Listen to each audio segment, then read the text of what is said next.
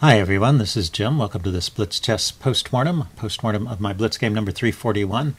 I was white and kicked off with e4, and we got the Ruy Lopez e5, knight f3, knight c6, attacking the e-pawn and defending it, and now bishop to b5, seemingly threatening to take the knight, but not really.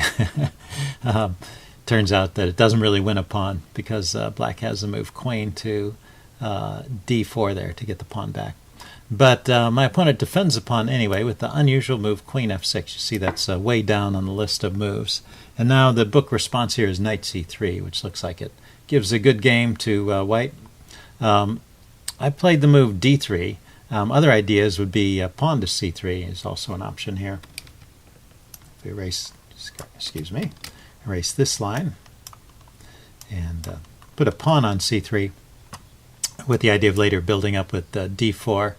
That's a way to play it. But I chose to just play d3, a quiet move here, deferring any decision about what to do with the c3 square.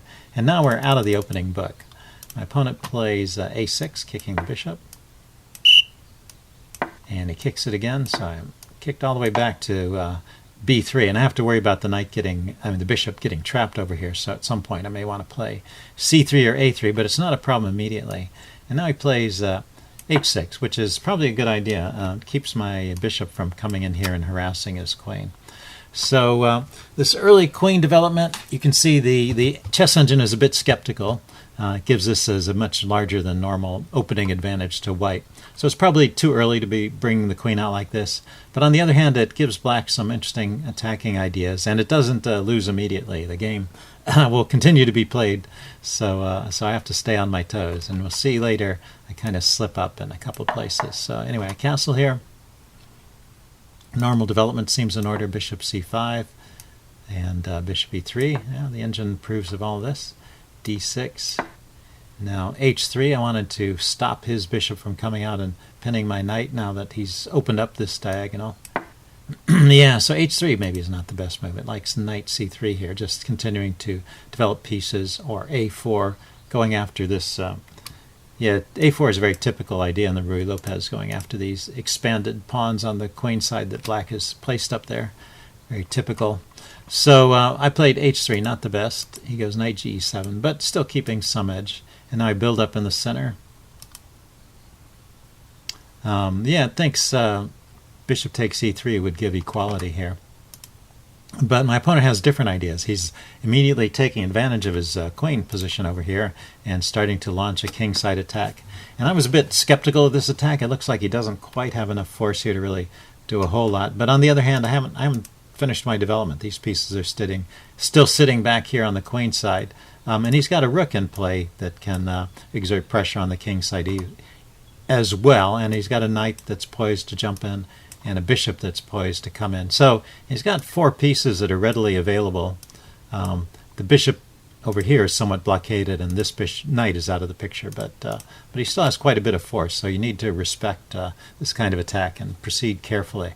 So the engine, once again, is recommending a4 to undermine the queen side, or d4, pushing back in the center. And this is also a very typical kind of idea. If you're attacked on the wing, if you can counter in the center and of course not get mated over here, then that's often the best way to play.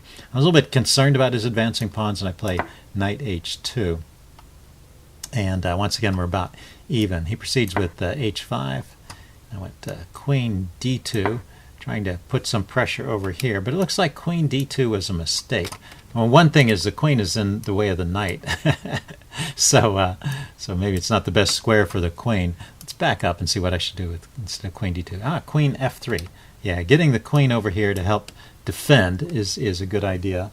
And if he just trades queens, eventually I'll be able to take advantage of these pawn weaknesses here. This is a weak pawn, and these pawns are not weak right now, but they can come under fire with a move like a4. So I can create some weaknesses there. So getting the queens off is probably a good idea for me. Queen d2 allows black to push on with g4, and already you see that because of the way that I've played, I've sort of justified black's attack, and now if he proceeds with g4, He looks like he has a good game. So he played rook g8 here, building up to the attack, and I exchanged the bishops. Wanted to make sure this diagonal is cleared out, and I don't have a pin on my f-pawn. Get rid of one of his attacking pieces. And now I played queen e3. So defending laterally along the third rank. So doing okay. He pushes on with g4. I take. He takes. It's all about even at this stage. This next move, though, is a mistake. So right now, the engine's recommending I should develop the knight. Get the knight in the game. You want to get all your pieces over for the defense when you're subject to an attack like this. And I was a little bit worried about the push g3, but it turns out that's nothing to be afraid of. Let's put it on the board. Knight d2. And he pushes on with g3. I can just take it. And I'm hitting his queen, so his queen has to move. Queen to g5. Okay. And then bishop takes f7. I get a lot of pressure along this coordinated action of my bishop and my rook. Gets me pressure on the f5 square. So I should not have been afraid of g3 at all. I should have welcomed it. So I just was misunderstanding this. Instead, I played g3 to stop him from opening up some lines over here. But now, yeah, slight edge to black once again. He plays rook h8. I go king g2. And right here, queen to d6. Queen to g6. It's interesting. Yeah, so the computer likes black's position at this point. You have to give it some time. So gives black about a one-pawn advantage, which is pretty significant here. His idea was to advance the rook and maybe maybe double here. I played rook h1. I want to counter the pressure on the h file. He goes knight to g6, and I go knight takes g4. And knight takes g4 is just a mistake. We'll see why in a bit. But he has two loose pawns. He left this pawn loose, and he left this pawn loose effectively, because after I take the pawn, I can take the rook. So he has two loose pawns in this position. And I was thinking I should get rid of this one because it's a more dangerous attacking force. But actually, I shouldn't. I should take this pawn over here. And yeah, it's funny. You normally are reluctant to play a move like this because it's when you're under attack, your queen wants to be over here defending, not going off and grabbing random pawns. But it looks like this is a good pawn grab. So let's check it out. Queen takes c5. Rook to b8. Knight g to e7. He's just regrouping his pieces. I guess the engine is claiming that there's no good follow-up here. How about if he tries to pile up like this, then queen takes c6. Oh, I'm hitting his knight. That's what I missed. So he can't move his queen. You might want to move this knight away then, try and bring this over to the king side. Knight d2 allows me to get my pieces out. It looks like I've picked up a pawn and I'm just defending. So anyway, in this position I chose to grab the wrong pawn, and this fails tactically. Let's see how it fails. So he takes, and we played this. I took his rook. He took here, and I took with the king, and I thought, hey, I'm doing fine. I picked up a pawn. I've eliminated one attacker over here on my king side, and as soon as I get a spare move, I'm going to play knight d2. I think maybe that's the problem. I still am undeveloped at this point, and he has some ways to increase his attack. And it looks like the main idea, there's two ideas, c4 or knight f4 check. c4 is just, it'll buy a little bit of time kicking the bishop around, but I think after c4, well, let's do this, c4, just drop the bishop back, rook to d8. That's a little bit uncomfortable. How about, instead of dropping the bishop back, how about if I take?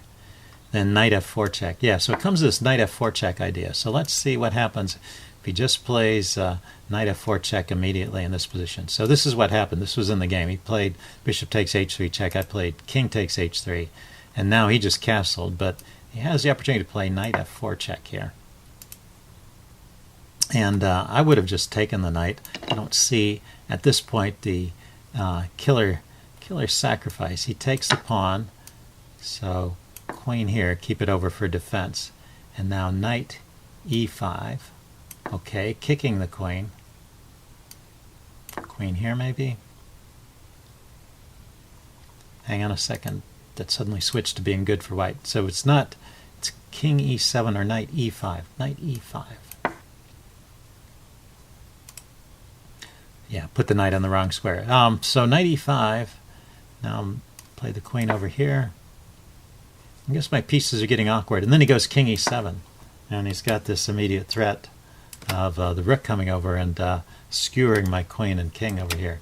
So that's the danger. So he can sacrifice a piece with this knight f4 check idea. That's kind of deep, but an interesting tactical idea. You're getting rid of the pawn cover of the king, and the king is exposed over here on the h-file, and he's got open territory to cross to get to safety. And so it's worth sacrificing a knight for that in this particular case. And if I take the knight, this opens up the square e5 for the other knight to come in, and the king can step out of the way and bring a rook over, and he'll have queen, knight, and rook attacking my lone king and queen over here. And my pieces are still a bit out of play on this side. So interesting attacking ideas. So that shows the danger. If we go back to this situation here, that's why I had to play queen takes c5 instead of knight takes pawn. So it shows how dangerous these attacks can be, even if they're not entirely sound. So the computer is completely happy with white's position all along, but a misstep like knight takes g4 and suddenly black's attack really crashes through. Okay, but he played castle's queenside. Now we're about even. Once again, knight f4 check is still a winning idea, but he comes over here, checks with the rook. Very very logical play, but you know, you gotta look for those surprise tactics, I guess. And now he didn't have the right follow-up here. He chased my king this way. If my king gets over to safety, then I'm just a pawn up, and I'll go on to win the game. So he has to be pretty active here. Knight f4 check is still an idea. Also c4. So I think this knight f4 check was the key resource he missed. He played rook g8, and I just keep walking my king over. Now he tries to bring his queen into the attack, but it's too late at this point. And after this trade, I just keep my advantage the rest of the game. I'm just a pawn up, and not a whole lot going on.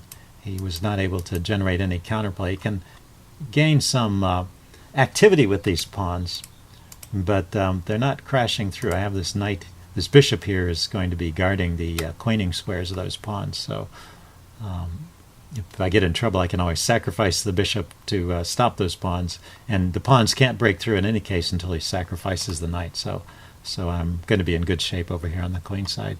He just can't really get anything going there. And now I win another pawn, and I slowly advance with my pawns to win the game. So let's just step through the rest of the moves. I don't think there was a whole lot going on here. There may have been quicker ways to win. I think I missed a few mating opportunities along the way. Right here, yeah, there's a mate in 6 here, starting with rook d7 check. What did I play? I played that move, rook d7 check.